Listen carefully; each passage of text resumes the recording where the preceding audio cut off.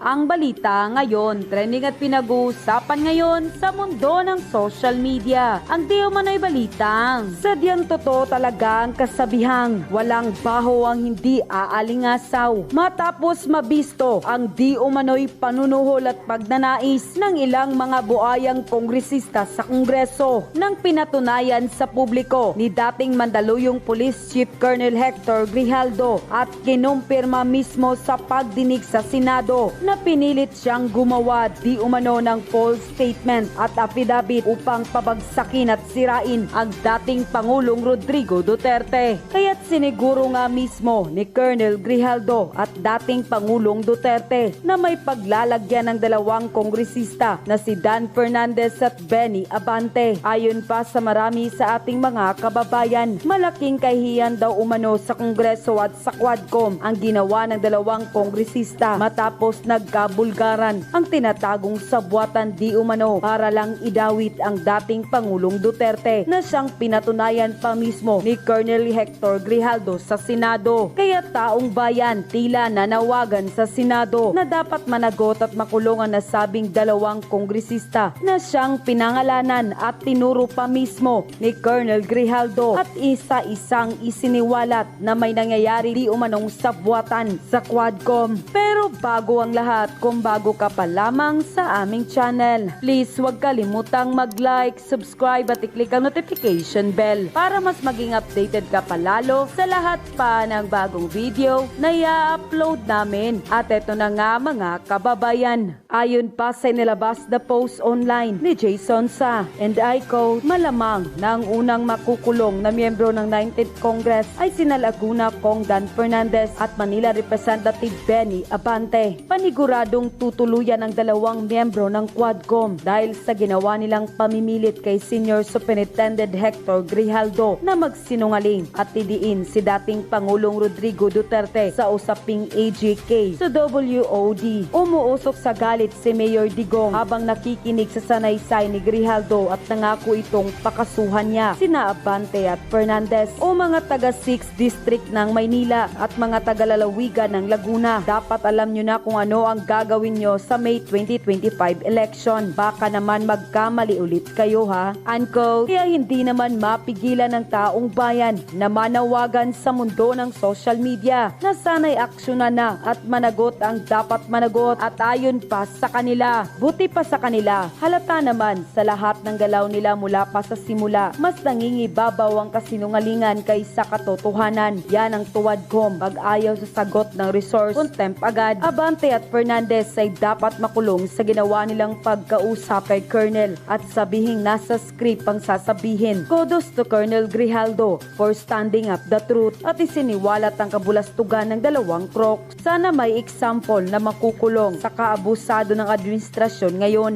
para malaman natin na hindi natutulog ang batas. Ayan, sa korte ka ngayon magpaliwanag. Doon mo ngayon ipagtanggol ang sarili mo, Fernandez. Tutal, Google lawyer ka naman. Tignan natin ngayon yung galing mo sa batas. Unquote. Itinanggi ni House Quadcom co-chairperson Dan Fernandez na pinilit nila ang isang opisyal ng PNP na magsinungaling para kumpirmahin ang reward system sa drug war. Nasa frontline ng balitang yan, si Marian Enriquez. Mr. President.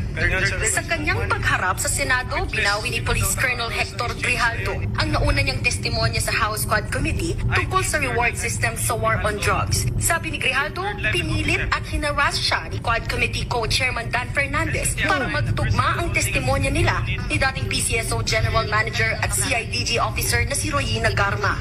And I have no personal knowledge as to the reward. Kung Dan Fernandez put the paper he was holding on the table and told me, ito ang sasabihin mong statement. Belta naman ni Fernandez, malaking kasinungalingan ang sinasabi ni Grijaldo. Unang-una, demolition yun. Most likely, they really wanted to discredit the whole of the Quadcom. Masaya na. Paliwanag ni Fernandez na kausap niya si Grijaldo para sa kanilang vetting process o pagsisigurong tama ang kanilang mga detalye. Pero walang katotohanan na pinilit siyang tumestigo. Giit pa ng kongresista may motibo sa pagsisinungaling ni Grijaldo dahil naungkat ang ang kaso ng pinatay na PCSO board member na si Wesley Barayuga. Si Grijaldo raw kasi ang hepe ng Mandaluyong noon. Ayan na. If I'm not mistaken, because involved siya dun sa pagkamatay ni Barayuga, ang he's under galing. suspension. Ang galing ni Dan Fernandez. Tapunan na ng putik. Kasi bistado na kayo. So ang gagawin mo, Dan Fernandez, tatapunan mo ng putik yung bumaliktad.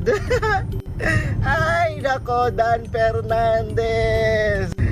Alam na namin mga karakas nyo yung mga pagmumukha nyo. Halatang scripted yung tuwadkum ha? Yung tuwadkum scripted, set up. At may napansin ba kay Dan Fernandez? Parang yung aura niya, parang yung aura niya parang asong gutom. Yan na no? Kasi bistado sila Talagang, diba? Talagang nakita natin mga lods kung papaano nila siniset up yung kanilang tuwadkum. Ko, ano ang pagkakaiba ng drug pusher na yun lang ang kanyang trabaho? Mahirap na tao ito Kunya? na kumikita sa drugs para makakain sila. Anong pagkakaiba niyan sa pulis na pumapatay din ng drug pusher upang magkaroon ng pera? Ano pagkakaiba? Wala pagkakaiba Abay, isali mo na ang mga sarili nyo. Isali mo na sarili mo, pastor. Anong pagkaiba nyong tatlo? Pare-parehas lang kayo. Ikaw naman, Pastor Abante, pera ng taong bayan, ha? Kaban ng bayan ang ginagastos nyo sa mga lifestyle nyo, ha? Ang ganda-ganda ng mga kotse nyo. Lalo na ikaw, Abante, grabe, artista ban pa. Tapos mga relo nyo. So, anong pinagkaiba nyo? Parehas lang kayo. Mas masahol pa nga kayo kasi nagpapagamit kayo kay Tambaluslos. Mas masahol pa kayo kasi mga sinungaling kayo. May patuwadkum pa kayo para manipulahin lahat. Kaya compare ka pa, wala kang pinagkaiba sa kanila. Grabe talaga mga lods. Hindi ko matanggap yung statement ni Pastor Abante na sinabi niya doon na ang mga drug pusher daw, may iba daw mga drug pusher. Bakit parang nagbebenta ng drugs? Kasi mahirap lang daw sila.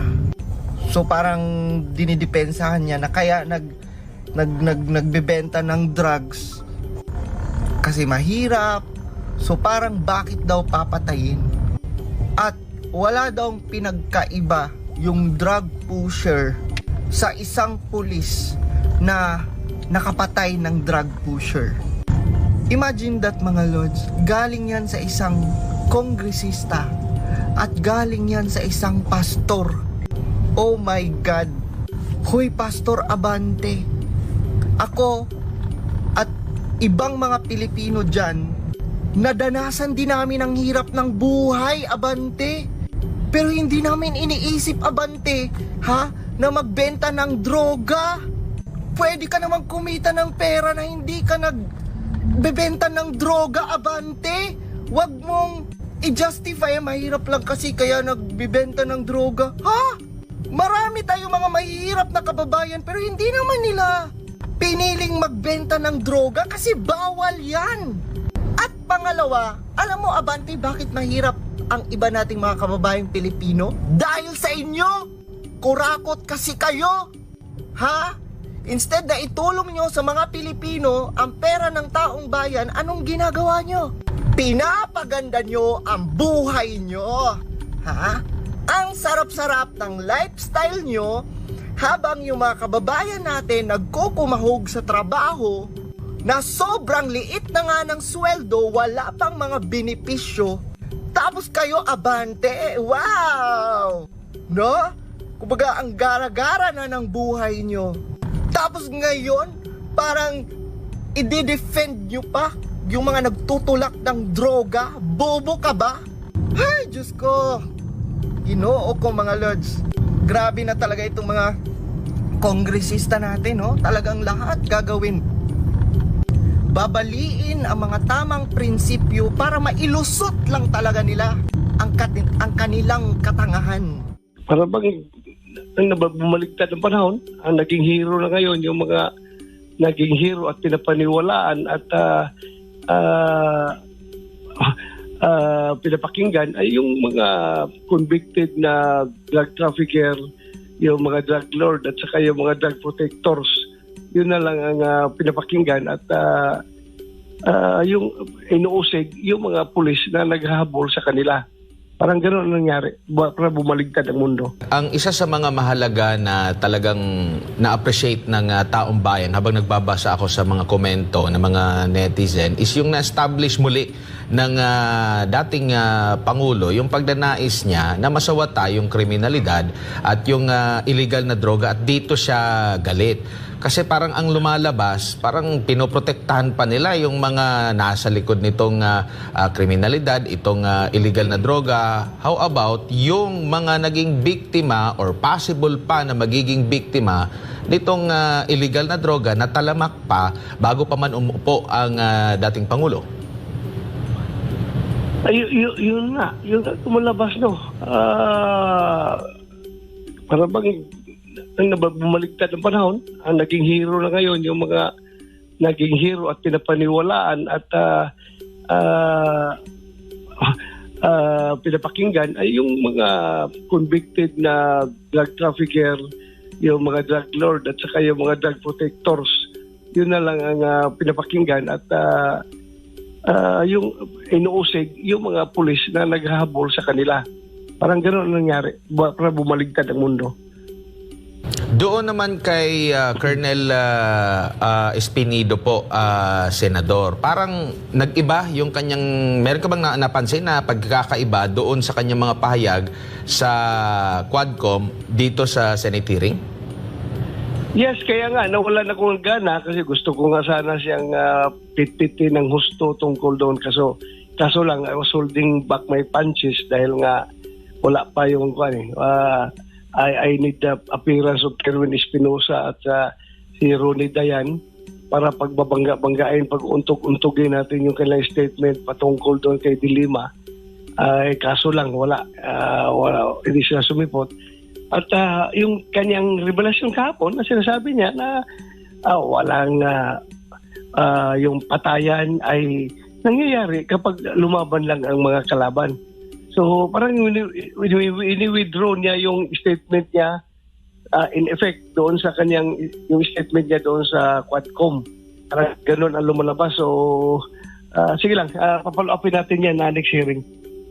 Kasi si dating Pangulong Rodrigo Duterte, consistent naman, nabanggit nga ito ni Senadora Coco Pimentel na sa kanyang mga pronouncement, sasabihin niya patayin, pero sa dulo or sa kalagitnaan ng kanyang mga statements, sinasabi pagmanlaban.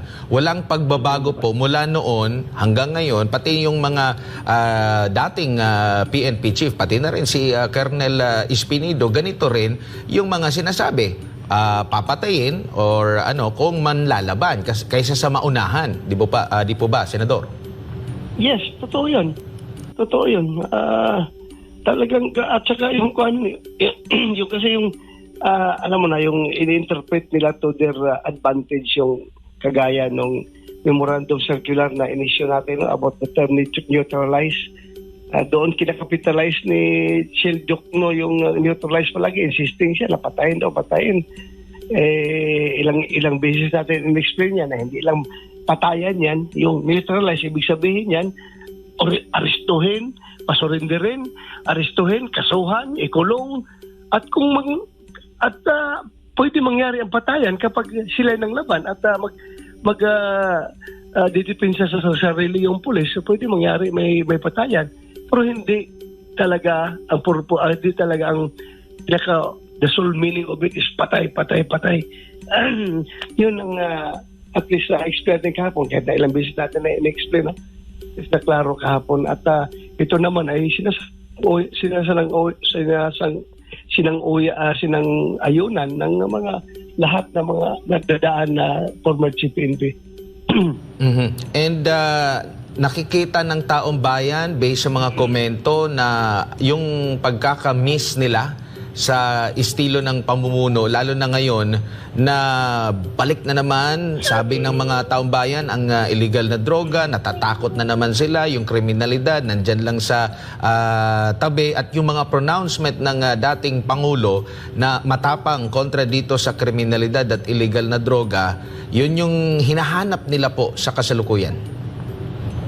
Makita mo, kahit na binabawalan yung mga tao doon kahapon sa gallery sa gilid ng session hall na binabawalan na pumalakpak, ay hindi mapigilan ng mga tao. Kahit na mismo mga empleyado na yun, ng empleyado ng Senado yun, ha, alam nila yung rules doon sa session hall na bawal pumalakpak. Pati mga waiter nga na nagsiserve ng pagkain doon ay napapalakpak rin. Kaya nga nakita mo yung feeling ng ordinaryong tao towards the war on drugs. At saka yung kanila paghanga at pagmamahal kay dating Pangulong Duterte.